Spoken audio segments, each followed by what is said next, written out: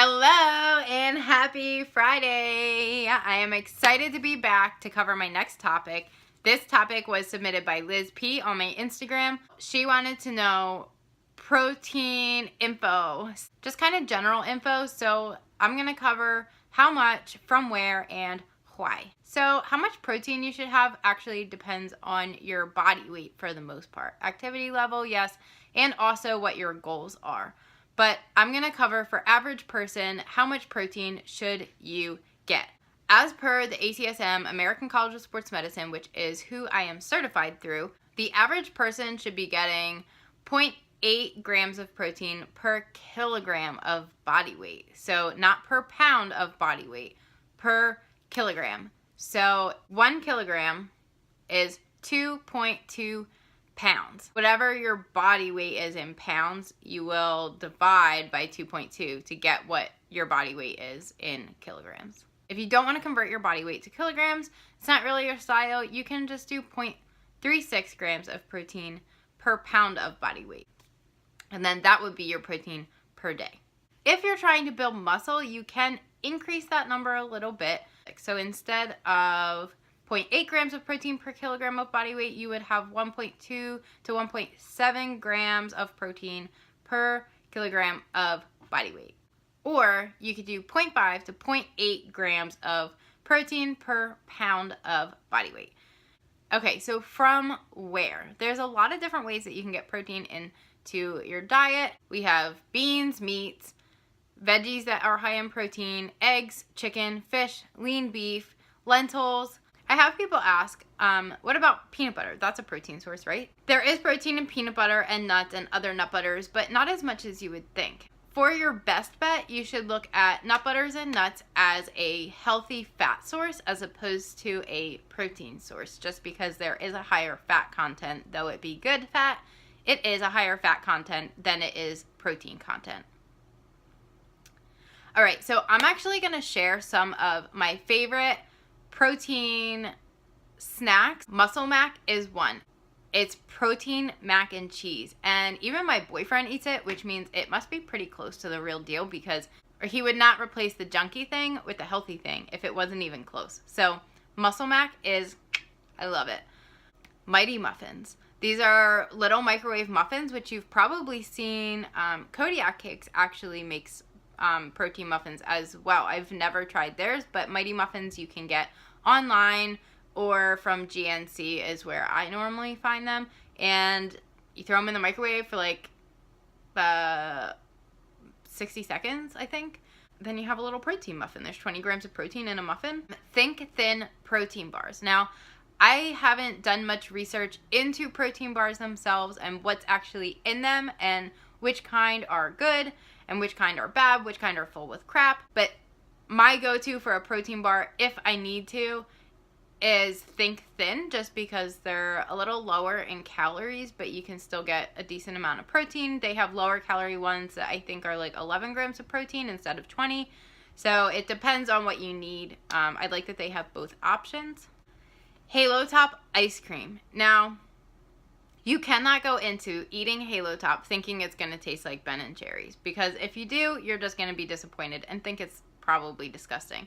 But I actually really enjoy it, and especially when I'm trying to lean out or just be healthier and stay on track with my calories, it's a great way to have ice cream at night without all of the added sugars and extra calories. So the lowest I've seen is for a whole pint is 280 calories and 20 grams of protein in it. So if you're at the end of the night and you're like, I still need some protein, eat a bowl of ice cream, a pint of ice cream at that.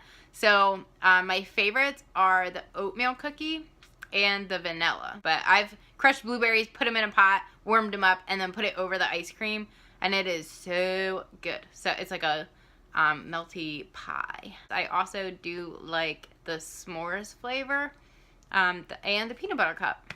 So they're actually really good. There is a trick though. You have to read the side of the container because it says to let it sit for a few minutes on the counter before you eat it, so it gets a little bit melty, because without all of the added sugars in it, it's not quite as creamy as normal ice cream when it is fresh out of the freezer. Helpful hint. Svelta protein shakes. I hope I pronounced that right, but Svelta protein shakes are one of my favorites. They're the only go-to protein shake that I actually drink, that I'll like buy from the store, grab and go. They're gluten-free and vegan. I do not drink them for that purpose, but I am actually lactose intolerant, so I do like the fact that I can drink them and not feel bloated afterwards, and they taste good. They don't taste like a protein drink, because sometimes protein drinks can be... If you follow me on Instagram, you have probably seen my post about protein coffee, which I actually add half of one to 1 K-cup or a whole one to 2 K-cups, and then I have protein coffee. They come in chocolate, French vanilla, and cappuccino that I've seen at the grocery store, but apparently out there somewhere is a banana cream, and I really want to try it. I don't know about in my coffee, but I want that in my life.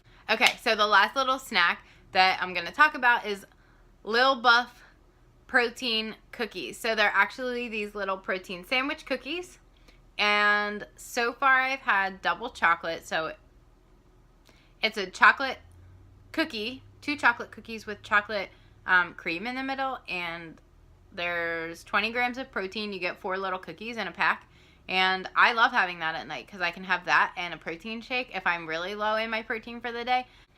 Alright, so Muscle Mac Mighty Muffins, Think Thin protein bars, Halo Top, mostly vanilla and oatmeal cookie. Those are the 2 lowest calorie ones, and in my opinion, actually the tastiest. So Svelta protein shakes and Lil Buff protein cookies. Those are my favorite protein source snacks. Alright, why?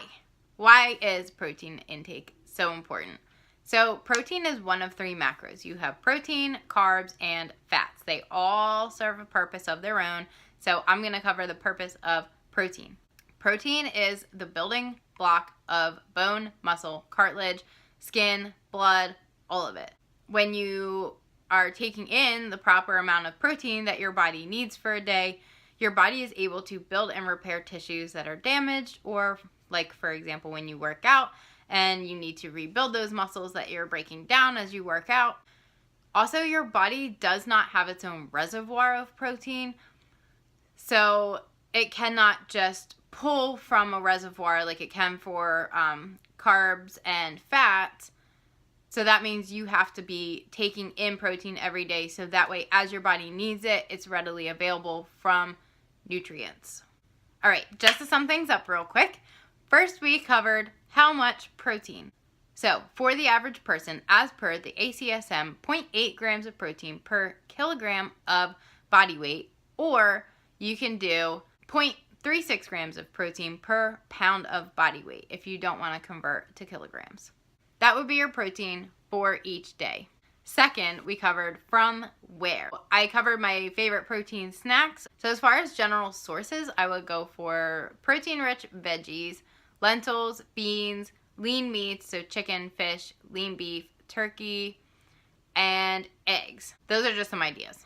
Lastly, we talked about the why. So why do we need protein? Because our bodies use protein as the building blocks for muscle, cartilage, skin, blood, and bone. So if we're not taking in protein, our bodies cannot repair those tissues and make them stronger as we grow and get injured. Alright, so if you guys liked this video, please give it a thumbs up. Please comment below. Show me some love. I love to hear from you. If you have further questions, follow me on Instagram. Send me a DM. I'm happy to chat. Again, I hope this was helpful, and thanks for joining in, and I'll see you guys next week.